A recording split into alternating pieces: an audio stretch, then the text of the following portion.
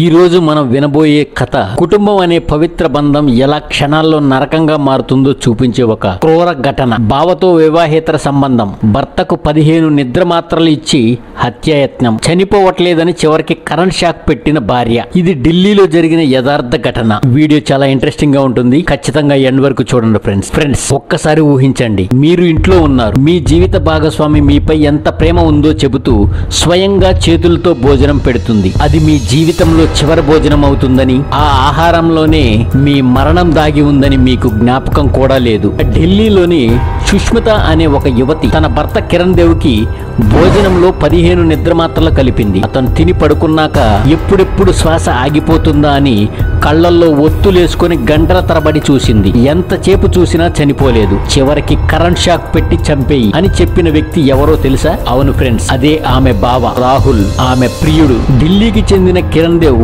ఒక సాధారణ ఉద్యోగి, ఫ్యామిలీతో కలిసి సాధారణ మిడిల్ క్లాస్ లైఫ్. కుటుంబంలో పెద్ద కుమారుడు. సుష్మితతో అతడి వివాహం కొన్ని సంవత్సరాల క్రితమే జరిగింది. మొదట్లో కాపురం బాగానే ఉంది. రెంటల్ హౌస్, ఈఎంఐలు, రోజువారీ చిన్న చిన్న తగాదాలు తప్ప బయటికి చూస్తే ఈ దంపతులు చాలా హ్యాపీ కపుల్లా కనిపించేవారు. కిరణ్ చిన్నన్న రాహుల్ కూడా ఈ ఇంటికి రాకపోకలు చాలానే చేస్తూ ఉండేవాడు. సోదరుల మధ్య బంధం బాగానే ఉంది. చెల్లెల బావమరిది. ఈ పేరుతో మన సమాజంలో ఎంత నమ్మకం పెడతామో మనందరికీ తెలుసు. అయితే ఈ నమ్మకాన్ని, ఆ బంధాన్ని దుర్వినియోగం చేస్తూ ఎంత భయంకరమైన విషాదం జరుగుతుందో ఈ కేసు చూపించింది. సమయం గడిచే కొద్దీ కిరణ్ పని విషయాల వల్ల తరచూ లేటుగా ఇంటికి రావడం మొదలైంది. ఆ మధ్యలో ఇంట్లో ఎక్కువ టైం గడిపేది సుష్మిత మరియు రాహుల్. మొదట చిన్న స్నేహం, మొబైల్ రీఛార్జ్, షాపింగ్, డాక్టర్ దగ్గరికి తీసుకెళ్లడం, ఇలా దగ్గరై నెమ్మదిగా బంధం హద్దులు దాటింది. రాత్రులు WhatsApp chat, phone calls. Kiran గమనించకపోయినా ఇంట్లో కొందరికి డౌట్ వచ్చాయి. కానీ బావ అత్త మధ్య ఇలాంటివి జరుగుతాయని ఎవ్వరూ ఊహించరు కాబట్టి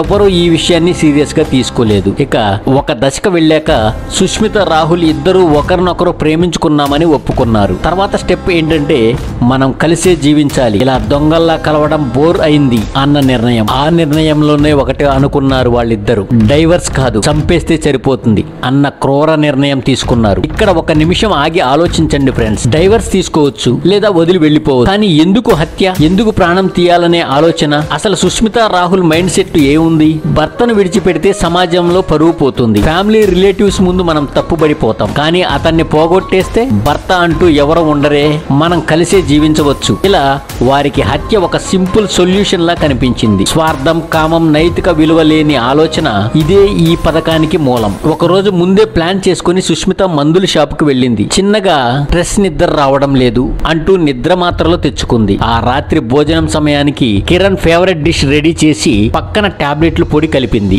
ఆమె మనసులో ఒకే ఒక్క ఆలోచన, ఈ రోజే ముగింపు. ఈ రోజు రాత్రి ఎలాగైనా సరే అతడి శ్వాస ఆగిపోయేలా చేయాలి అని. కిరణ్ ఆ రోజు రాత్రి చాలా అలసిపోయి ఇంటికి వచ్చాడు. సుష్మిత చాలా ప్రేమగా మాట్లాడింది. ఇవాళ మీరు చాలా అలసిపోయినట్టు ఉన్నారు, నేను చాలా స్పెషల్ గా భోజనం వండాను, ముందుగా తిని పడుకోండి అని చెప్పింది. కిరణ్ ఏ మాత్రం అనుమానం లేకుండా అన్నం తిన్నాడు. టీవీ చూస్తూ కొద్దిసేపటికే గాఢ నిద్రలోకి జారుకున్నాడు. బెడ్ మీద పడ్డ వెంటనే మందు ప్రభావం మొదలైంది. అతడు గాఢ నిద్రలోకి వెళ్లిపోగానే సుష్మిత పక్కనే కూర్చొని అతని శ్వాస చూస్తూ గుండె కొట్టుకుంటుందా లేదా అని గమనిస్తూ ఉంది. గడియారం నెమ్మదిగా నడుస్తుంది. ఆమెకు మాత్రం ప్రతి నిమిషం గడియారంలా లేదు, ఒక శాసనంలా అనిపించింది. కిరణ్ సృహ కోల్పోయాడు, కానీ శ్వాస మాత్రం స్లోగా కొనసాగుతుంది. సుష్మిత టెన్షన్ పడుతూ ఇంత మందు ఇచ్చినా ఇంకా చనిపోలేదు ఏంటని సుష్మిత టెన్షన్ పడుతుంది. అక్కడే ఆమె ఫోన్ తీసుకుని రాహుల్ కి మెసేజ్ పెట్టింది. ఇప్పటికే 15 టాబ్లెట్లు ఇచ్చాను, ఇంకా శ్వాస ఆగలేదు, ఏం చేయాలని రాహుల్ ని అడిగింది. రాహుల్ నుంచి రిప్లై ఏమొచ్చిందని అనుకుంటున్నారు?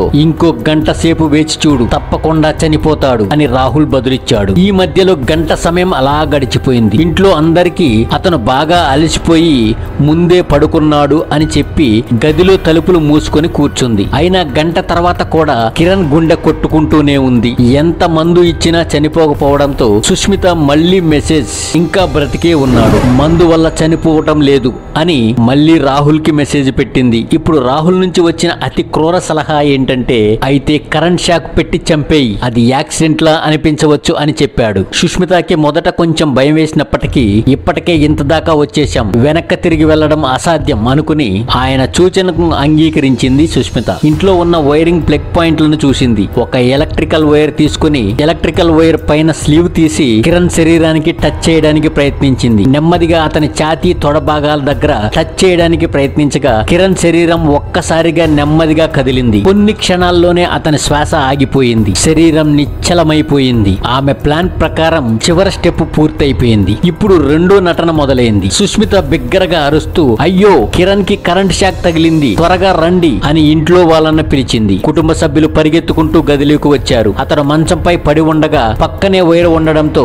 అందరికీ ఇది నిజంగానే యాక్సిడెంట్ లా అనిపించింది. తక్షణమే కారులో ఆసుపత్రికి తీసుకువెళ్లారు. డాక్టర్ పరీక్షించి ఆసుపత్రికి రాకముందే మృతి చెందాడని ప్రకటించారు. కుటుంబం షాక్ లో పడిపోయింది. మొదట ఇది నిజంగానే ప్రమాదం అనుకుని ఎవ్వరూ పెద్దగా అనుమానం పెట్టుకోలేదు. కానీ ఫ్రెండ్స్, సస్పెన్షన్ డెత్ అంటే పోలీసులకి ఎక్స్పీరియన్స్ ఉంటుంది. కరెంట్ షాక్ కేసుల్లో సాధారణంగా కనిపించే బర్న్ మార్కులు, ఎంట్రీ ఎగ్జిట్ పాయింట్లు, ఆ ప్రాంతం స్టేటస్ ఇవన్నీ వాళ్ళు చెక్ చేశారు. డెడ్ బాడీని చూసిన డ్యూటీ పోలీస్ ఆఫీసర్లు, ఆసుపత్రి డాక్టర్లు ఇది సింపుల్ కరెంట్ షాక్ మాత్రమే కాదేమో అనే అనుమానం వ్యక్తం చేశారు. పోలీసులు పోస్ట్ మార్టం తప్పనిసరి అని చెప్పగానే సుష్మిత, రాహుల్ ఇద్దరు ఆగ్రహంగా రియాక్ట్ అయ్యారు. అవసరం లేదు, మా మృతదేహాన్ని కట్ చేయకండి, మేము క్రియాకార్యాలు చేసుకుంటాం అని వాదన మొదలు పెట్టారు. ఇక్కడే వారు మొదటగా పెద్ద తప్పు చేశారు. వీళ్ల బిహేవియర్ చూసిన పోలీసులకి అనుమానం వచ్చి పోస్ట్ మార్టం ఖచ్చితంగా జరగాల్సిందే అని పోస్ట్ మార్టం చేయించారు. పోస్ట్ మార్టం రిపోర్ట్ లో కిరణ్ రక్తంలో, కడుపులో భారీ మోతాదులో నిద్ర మాత్రల కెమికల్స్ ఉన్నట్లు,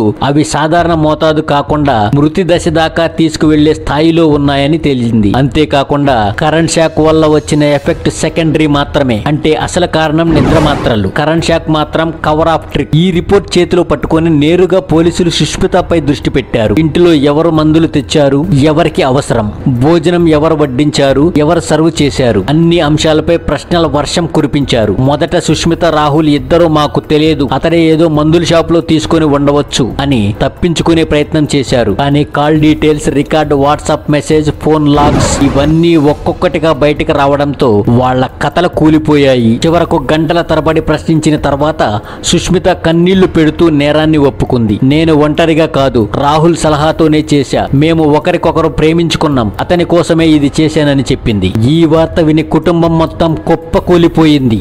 మనమే ఇంటికి తీసుకువచ్చిన మన బంధువు మన కోడలతో కలిసి మా కొడుకుని చంపాడా అనే బాధకు మాటలు లేవు. సుష్మితపై ఉన్న స్నేహం, నమ్మకం ఒక్కసారిగా ద్వేషంగా మారిపోయింది. వాళ్ళ డిమాండ్ ఒక్కటే, ఎలాగైనా వీరిద్దరికి కఠిన శిక్ష పడాలి. మా కొడుకుకు చేసిన పాపానికి కాదు, వారి పాపానికి ఈ దేశం సాక్షిగా తగిన శిక్ష పడాలి. ఫ్రెండ్స్, ఈ కథలో న్యాయమైన, సామాజిక పరమైన చాలా పాఠాలు ఉన్నాయి. మొదటిది, వివాహేతర సంబంధం ఒక సీక్రెట్ ఎంజాయ్మెంట్ కాదు, అది చాలా సార్లు ఇలాంటి హత్యల వరకు, ఆత్మహత్యల వరకు తీసుకువెళ్తుంది. రెండవది, కుటుంబంలో ఎలాంటి స్ట్రెస్ ఉన్న హత్య అనే ఆప్షన్ ఎప్పటికీ న్యాయం కాదు. మూడవది, అనుమానాస్పద మరణాలు వచ్చినప్పుడు పోలీసులు విచారణ, పోస్ట్ మార్టం చాలా అవసరం. ఇలా చేయకపోతే ఇలాంటి నేరాలు ఎప్పటికీ బయటికి రావు. మీ చుట్టూ ఎలాంటి సస్పెన్షన్, రిలేషన్షిప్, హింస, మెంటల్ టార్చర్ కనిపిస్తే సైలెంట్ గా చూడకుండా అవసరమైతే help line, counselling, police support కోసం ప్రయత్నించండి. ఫ్రెండ్స్, బావతో వివాహేతర సంబంధం, భర్తకు 15 నిద్ర మాత్రలు, చివరికి కరెంట్ షాక్. ఇది ఒక ఇంట్లో జరిగిన క్రైమ్ మాత్రమే కాదు,